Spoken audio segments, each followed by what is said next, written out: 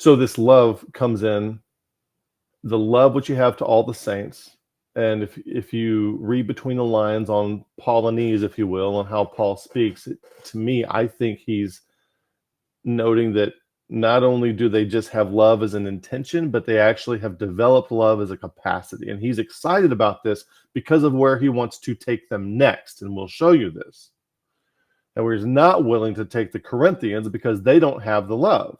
They're fighting against it. They're factional. I'm of Paul. I'm of Apollos. There's strife and envyings and division among you. They don't have that love. So he does not offer wisdom to them. He says, I tried to speak. I speak wisdom to them that are perfect. And I'll show you these verses. But I could not speak it unto you. I had to feed you with milk and not with meat because you're not able to bear it. You're carnal. You're as babes. Neither yet now are ye able. That's what he says to them. But the Colossians is a different story. So if you'll notice up here, and I'll go ahead and give the spoiler here, is that he is ready for them. He says, for this cause, we are now praying for you and desire that you might be filled with all knowledge of his will in all wisdom and spiritual understanding. Love is a capacity. Notice he does not attribute wisdom to them.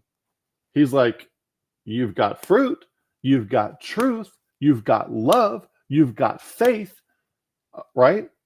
He does not attribute wisdom to them. But since they have developed love as a capacity, that's what I'm seeing when I compare all of everything else Paul has written about this kind of thing and the patterns that you see in his writing, which I'm going to try to show you some of those today. Since you've got love as a capacity, I am now ready to start, I guess, grooming you for wisdom cultivation. Now I'm praying for you to get wisdom. Now the Corinthians, they're not there yet. They don't have love as a capacity.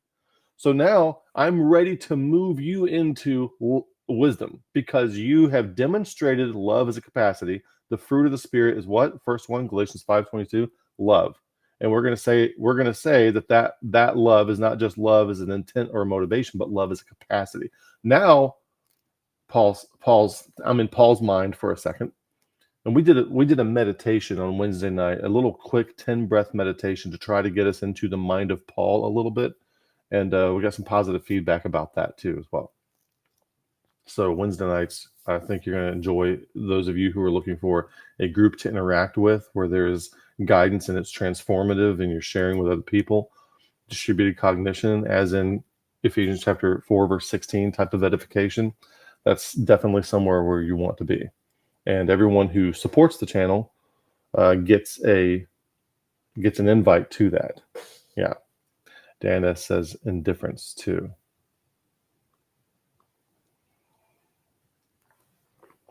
Indifference, yeah. I would see that as a synonym for apathy. So for the hope which is laid up for you in heaven, by the way, we also had some a very good proposal on the concept of hope that was very thought-provoking on Wednesday night as well. And we're going to talk about hope today too. For the hope which is laid up for you in heaven, whereof ye have heard before the word of truth and the gospel. Now, when we talk about hope in heaven, we are trained to think of hope in heaven like when I die, I'm going to heaven. But what we are doing in this series is we are looking at every time set your mind on things above. We are looking at the transformed self as the next level up. For the hope that is in heaven, imagine heaven is like the realm of causes, if you will. Okay. And there is a version of you that is in the future that is kind of pulling you into the future to become more like the future you that you need to be. I know that sounds counterintuitive. We think of ourselves as looking ahead to the future, but there's also a component of the future you looking back to the you and kind of tugging you along. All right. So when we look at a passage in Colossians that talks about the hope that is laid up for you in heaven, where that hope is a proleptic, if you will, of your future self that you're envisioning as now, and you are deciding to become that version of you that has a greater capacity for love and agency and perspectival awareness and that sort of thing. So we're looking at this. This is the old way we are trained to see things, and we're not doing away with that. This is not a dichotomy. It's not an either or thing. That's fine. Also, yeah, sure, afterlife.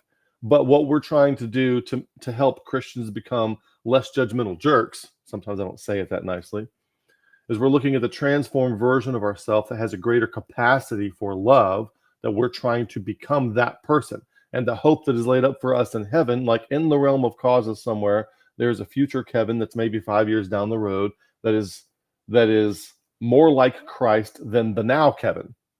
And that's who I'm trying to become. And the hope that I have is to become that version of Kevin. Okay. So for the hope which is laid up for you in heaven, in your future transformed self, what we might say when we looked at things fractally, okay? Because everything in the Bible, it happens at the biggest scales and all the scales. So all we're doing is we're taking that concept and we're taking it away from the afterlife to a smaller scale to the after this current level of transformation. Because at this level of transformation, you only have so much perspectival capacity. So now we're advancing. What is my next level of perspectival capacity? What is my next level of love capacity? And I'm anticipatorily looking forward to that, okay, in a fractal level. So my transformed self is the heaven of my current self, if you will, is the proverbial heaven of my current self. And if I face the suffering, betrayal, and injustice that's coming my way with bitterness and resentment and vengeance and that sort of thing, then the future version of Kevin is the proverbial hell to now. And we don't want that, because that is a bottomless pit and it can always get worse. Just when you think it couldn't get worse, it can get worse. So we want the reciprocal opening to be in that which creates more affordances and opportunities for positive growth and making things better, more agentic, more capacity, not reciprocal narrowing where we're burning bridges and being jerks to everybody, judgmental jerks to everybody. Whereas you have heard before in the word of the truth of the gospel, which has come to you as it is in the world. And when we say the gospel here, it's important that we have a video called The Embodied Gospel, where you are embodying, taking up your cross, following that pattern of Christ in your life.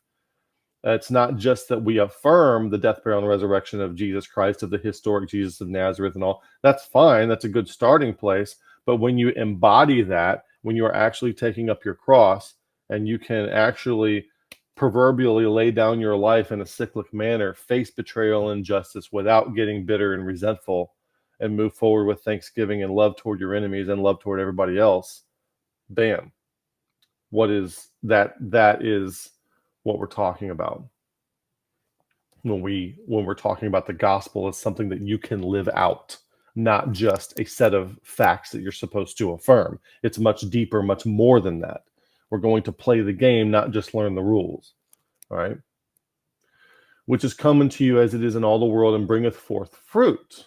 Okay, so there's some results of this. Positive consequences, you might say.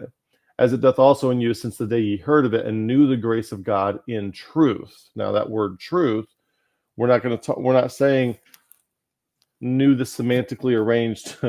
We're not going to say, where are we? Let me make this a little bigger so you can see. I'm holding up a systematic theology book. This is Wayne Grudem's systematic theology, and it doesn't matter. It could be Adam Harwood's systematic theology. It doesn't matter which one it is. You see, it's not like one set of propositions is better than the other. It's that having sets of propositions is a profane thing to do. Okay? So when we say truth, we're not talking about having semantically arranged propositional truth claims that we affirm to be true.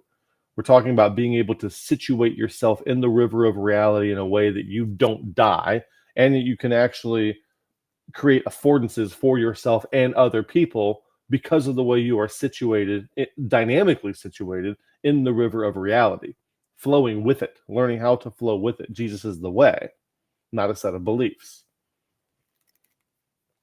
People who hear that for the first time, they struggle with it. And I get it.